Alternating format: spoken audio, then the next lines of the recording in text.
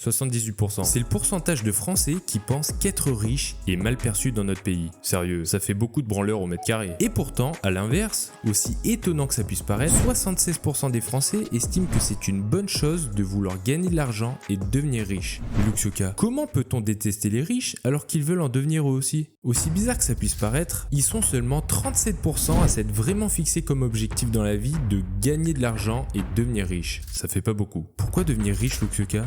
Ce sont que des voleurs qui volent notre argent et qui nous font crever de faim. C'est pas eux qui galèrent à payer les factures à la fin du mois. Ils devraient donner un peu plus au peuple plutôt que s'enfiler du caviar dans le trou duc dans leur manoir de bobo. Faut les taxer comme des gros porcs. Ce discours, je l'entends de plus en plus autour de moi en ce moment durant ce contexte économique assez tendu dans notre pays. Alors, est-ce que ces gens ont raison? Sont-ils des voleurs? Des profiteurs du système qui ne paient jamais d'impôts? Des branleurs d'héritiers qui n'ont jamais bossé de leur vie? Avons-nous raison de les détester? Et pourquoi tout le monde les déteste autant?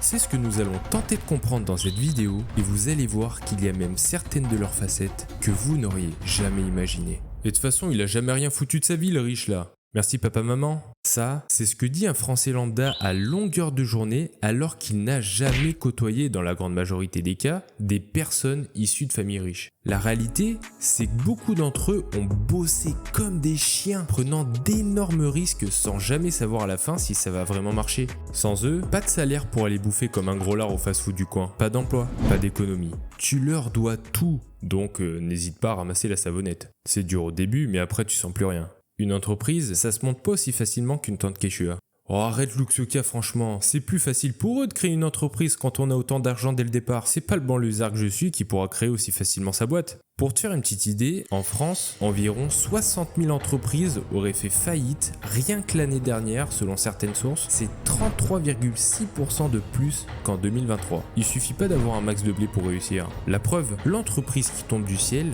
ça n'existe pas. Si le business plan est mauvais et si tous les autres paramètres sont pas bons, on peut être le fils d'Elon Musk ou celui de Jason Derulo, la boîte coulera quoi qu'il arrive. Un projet, ça se construit petit à petit. On échoue, encore et encore. Puis on se relève jusqu'à y arriver. Ah, faut être complètement maso pour aimer se faire du mal à ce point-là, hein. Je te jure, c'est pas donné à tout le monde ce niveau de résilience. Se résilier à devoir échouer 10 000 fois pour réussir à la 10 001e. Beaucoup font 50 à 70 heures par semaine et ne se rémunèrent pas les premières années. Ah, c'est sûr que ça change du 35 heures et d'une paye régulière, hein, ça fait tout drôle. Donc bon, avant de dire que les riches sont des fils à papa qui n'ont rien glandé de leur vie, crée déjà ta boîte et gère 30 salariés et après on en reparle. Branleur. C'était pas forcément nécessaire ça. Être riche, c'est pas qu'avoir beaucoup d'argent, c'est surtout avoir beaucoup de problèmes. Quand on est pauvre, croyez pas que le fisc ira toquer à votre porte, hein, ou d'attirer d'un seul coup des personnes qui ne veulent que votre fric, des personnes mal intentionnées avides d'argent. Imaginez avoir une telle pression quand vous devez nourrir des familles au quotidien en leur versant un salaire à la fin du mois. Ils ont des vies entre leurs mains et beaucoup n'ont pas les épaules assez solides pour gérer ce genre de situation. Ouais mais Luxioka, faut les taxer ces riches là. J'arrive même plus à payer mes factures moi. J'ai tellement entendu ces personnes dans ma vie et pourtant, dès qu'on propose un poste mieux rémunéré avec plus de responsabilités, hop, demi-tour direct. Trop de boulot, trop de pression, trop d'emmerde. Branleur. Tout le monde veut la paye du boss, mais personne veut sa chaise électrique. C'est typiquement la mentalité du français de base. On veut gagner toujours plus en bossant toujours moins. Luxioka, mais c'est faux ce que tu dis. Et puis il y a forcément des héritiers méprisants qui méritent pas cet argent parce que c'est celui de leurs parents, pas le leur. Je vais passer pour un mec ingrat en disant ça, mais je m'en bats les steaks. Le rôle d'un parent, c'est de donner son argent à ses enfants. Bon, avant de m'insulter, je m'explique. Un parent,